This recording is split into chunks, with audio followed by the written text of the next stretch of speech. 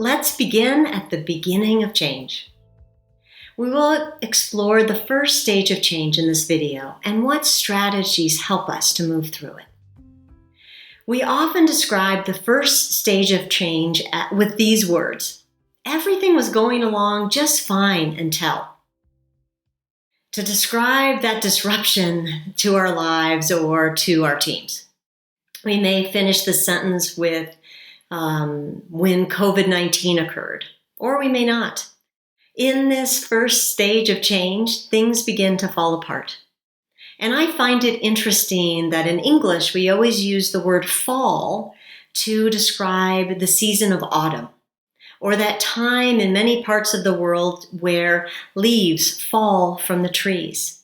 What we've been growing begins to end or die. Around the world, the first stage of change is often associated with fall or autumn. You will notice that when someone is in the first stage of change, their emotional reactions may be that they're in shock or denial, or they're pretending that the change isn't happening. They may be angry and push back against the change, or they might be excited about the possibilities that are hidden inside this shift that is coming. In the beginning, we don't have a sense of what the change will mean to us, so we often will react with fear or even wishful thinking. Humans have been dealing with change for thousands of years, so we've gathered approaches and saved them in the world's lasting cultural traditions. For example, we can draw from the 3,000-year-old text, The Art of War, which comes out of the Taoist tradition, when we hit this first stage of change. This text shares that we should act as a sage commander and follow this adage. And so it is said, know the others and know oneself, then victory is not in danger. Know earth and know heaven, then victory can be complete. When change comes, around the world, we are advised to get curious.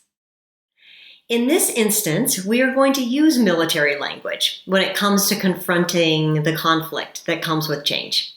I'm comfortable with using this language here since The Art of War describes the most sage commanders as those who, before they begin fighting, are so good at assessing and knowing their troops, the opponent, and the battlefield that they can declare a winner without going to war.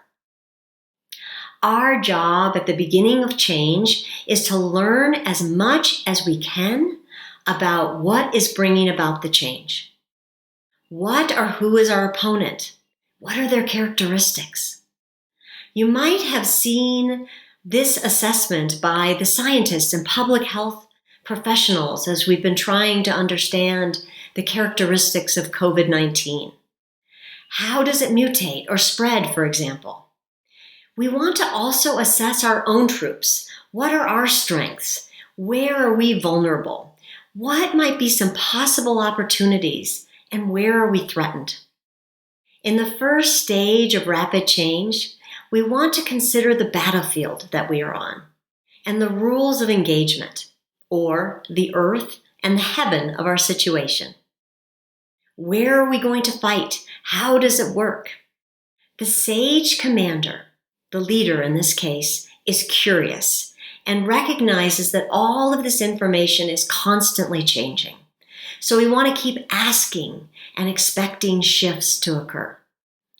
In this first stage or phase of change, we want to also remember that the change process may take a very long time. So sage commanders or warriors, we approach change, the whole process, as though we are going to do it as long as we need to. This demands that we keep ourselves in good health, and we practice self-care, and we pace ourselves. You notice that in warrior traditions, like in the martial arts, there's a great focus on training so that you have endurance. When team members or you get stuck and you don't want to engage in the change and you want to deny it or ignore it, or you get defensive and angry, There are 4 tips that can help to bring us along. 1 is to focus on what is working. We know that gratitude moves us into a learning mode, as we've discussed earlier, so returning to that. 2, ask open-ended questions, broad questions like, what are you noticing? What might I be missing? And this also shifts us into our neocortex. Number 3, consider that rapid change can also create shock and trauma. How can we support others as they recover, as if it were a traumatic event? This is a big topic, but I bring it up as one of your considerations. For example, when I have worked with teachers from the West Bank of Palestine, I've learned that before they can expect their students to learn again, after a crisis or an attack, they use crisis recovery, trauma and crisis recovery strategies to help the children to feel more centered and relatively safe again. Number 4, in general, your attitude or comfort with change can be contagious. Humans have mirror neurons. They're components in your brain that watch other people's emotions, and then you want to mirror those emotions. We're wired to watch those who are taking a lead, and if they're scared, we're more apt to mirror that emotion of fear. So if in the first stage of change you lean into being curious about what we're facing and you hold a realistic and active hope that we can navigate this challenge, that we can turn it into an opportunity, your attitude can be contagious.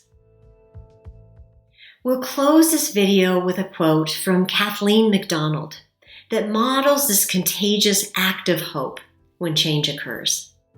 When we fall on the ground, it hurts us, but we must rely on the ground to get back up. Let's all be curious about the earth on which we have fallen and get back up stronger and better than before.